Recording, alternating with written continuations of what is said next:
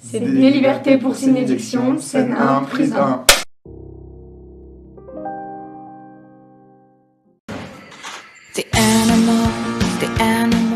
La sauce qui s'occupe vraiment de tout ce qui touche au monde carcéral, donc en lien avec la prison de Poitiers-Vivonne et avec le centre de réinsertion pénitentiaire de Poitiers. Et donc en gros, c'est améliorer le quotidien de la vie des détenus, faciliter aussi leur réinsertion d'un point de vue concret et d'un point de vue émotionnel. Et puis c'est aussi sensibiliser et donner un autre regard sur ce que c'est la prison et ce que c'est être détenu. Alors pour l'instant on est 8. Nous on est les 3 coprésidents et on est 8 de A. Et après c'est une association où quand même où on demande un engagement. Donc il y a une sélection, on va faire une sélection d'une dizaine de A. Une dizaine de A.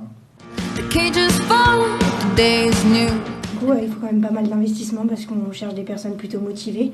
Ça va être des projets à long terme, mais aussi à court terme, comme par exemple des conférences. Si on va intervenir en prison, c'est quand même un assez grand projet. Au niveau des contacts, c'est très long à faire, donc on cherche plutôt des personnes très motivées qui sont capables de bien s'impliquer tout au long de l'année.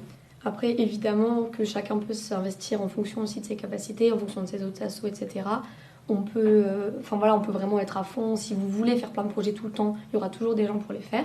Après, si ça prend trop de temps, c'est aussi compréhensible.